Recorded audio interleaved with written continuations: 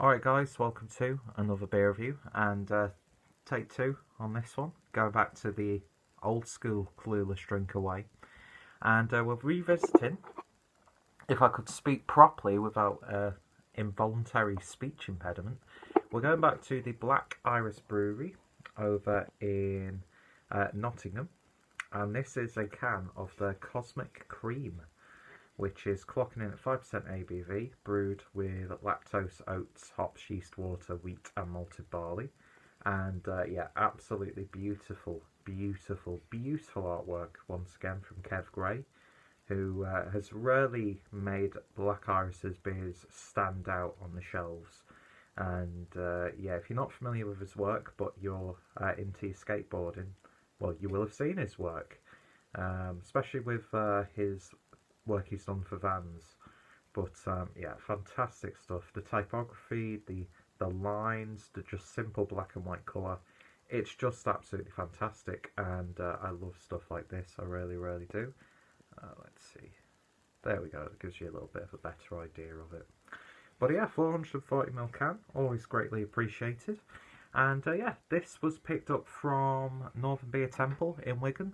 Links will be included down below to Northern Beer Temple and of course Black Iris Brewery. And I can't speak today, obviously, but that's not the reason why this is take two. I was rudely interrupted once again.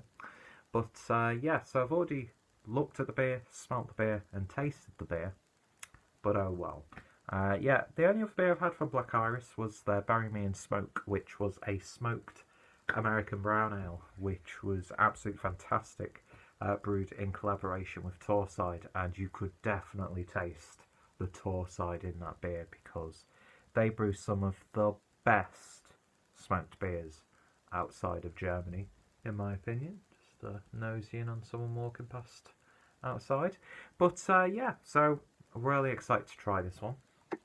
So beer in a glass then, and yeah, it's got like a slight haze. It's not, you know, your vibrant haze for days sort of haze.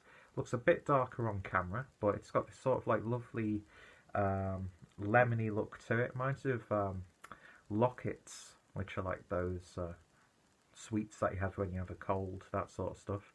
But yeah, lovely haze to it. You could just about see your hand through there. But yeah, lemon drop sort of look. And yeah, beer poured with, when I initially poured it, had about one finger's worth of a white fluffy head. But yeah, it looks to me like an old school IPA.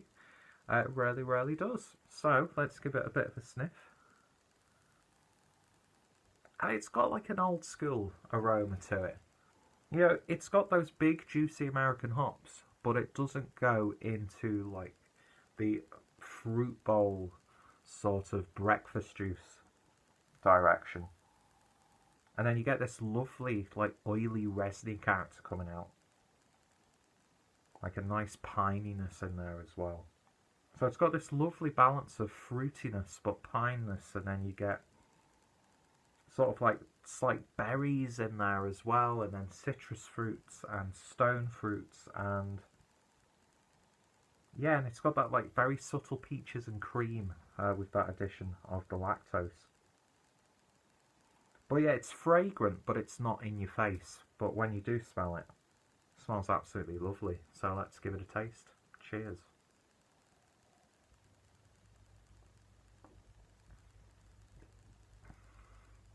And you definitely pick up the use of oats and lactose in there. Because although not a heavy body, it's not really like bold or chewy or anything like that. But it's got this lovely smooth velvetiness to it, which has like a little sense of like luxuriousness to the luxuriousness to the. Could I speak proper England, please?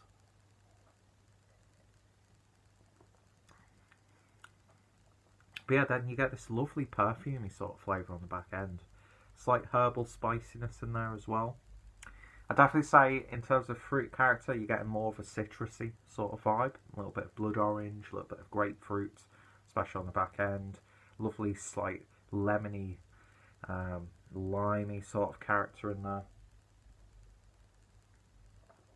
Really nice biscuity, crisp-like malt character in there as well. But it's just one of those beers that you could just guzzle down really, really nicely. And again, like, it's oily. It's got an oiliness to it, which is really, really nice. And it coats the tongue, coats the inside of the palate. Not too bitter on the back end, doesn't dry it out too much, but oh my god, I did not expect there to be literally chunks in that glass. I don't know how well you can see that. Let's see if we can get at the bottom. Of course, they are turning with the glass, but yeah, just look at that. Look at that. Fantastic stuff. And it's certainly hazed up a little bit there, got a bit murkier, actually. All about that turbid murk.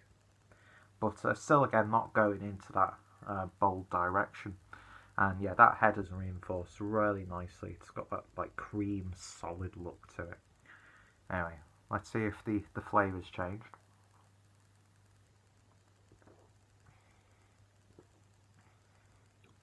Oh wow.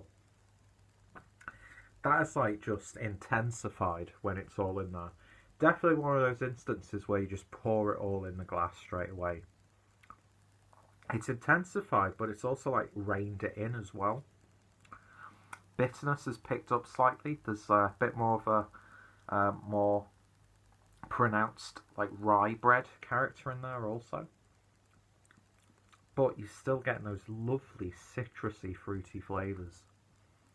Yeah, this like take me back to like really good IPAs that I was having like 2-3 years ago before, you know, the haze craze came over to the UK.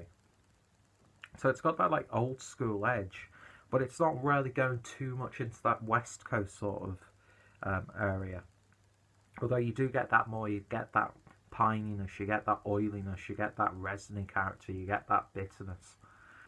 But it's like, this one of those beers that I think will get good reviews, but I think it will in this market get a little bit overlooked. But 2 or 3 years ago, this would have been a standout beer, I think. Devastatingly drinkable. It's simple as well. And you could get yourself into a lot of trouble with this beer. Yeah, I like it. It's just really nice and enjoyable. And it's so smooth. And then this lovely citrusy burst on the back end. In between sips. And I can feel my palate coated. That's lovely. It really, really is. And yeah, definitely worth giving a try if you can get your hands on it. This is one of those IPAs I'd love to try on cask. I think that would be absolutely bang on if that was on cask. It's just got those flavours and that bold body to it, but without being too heavy or in your face and bombastic. And yeah, Cosmic Cream. It lives up to its name because it's creamy. It's a creamy IPA, and I think that's why that would be absolutely fantastic on cask. So I'm not sure if they do it on cask, but I'd definitely try that. Like I'd happily get a pint of that on cask. It's lovely stuff. Yeah, I really like that. I love that like slight sherbety character you get from those hops as well. So that was Black Iris Brewery's Cosmic Cream. Can't even talk again. And yeah, fantastic stuff. That's 2 out of 2 beers from these guys that I've really, really enjoyed. And I want to try more of them. I'd love to see what their stouts are like. Or something like that. But yeah, hopefully I can get that label off, because that's just absolutely tremendous artwork in my opinion. And yeah, you don't really hear too much actually compared to other breweries from Black Iris. And yeah, I'd be interested to see what other people think of this beer and other beers by them. So if you have tried it, I know they've been going for a few years now actually, from what I've researched. But yeah, best for date is the 31st of the 8th, 2018. I'm not sure when it was actually canned on, but yeah, doesn't get that like sort of like, oh, you can tell it's faded. You don't get that sort of idea from it. But yeah, my hair's absolutely terrible. I do apologise, I keep touching it. But yeah, I'm going to give that one a very solid 8 out of 10. The only thing that's sort of working against it is because of that like citrusy herbal character. It's a little bit medicinal as I'm talking. And I think for this to get an even higher mark, I'd have to have it on cask. But in a can, as it is, lovely stuff. Highly recommended. If you've tried it, let me know your thoughts, opinions. If you've tried any beers by Black Iris, let me know what you think. Check out the brewery. Check out Kev Grey and his artwork. Of course, check out Northern Beer Temple. It's great having a place like that on the doorstep where I can pick up great beers like this. And yeah, fantastic stuff. So, thank you all for watching, and I hope you'll join me next time for another beer review. See you guys later.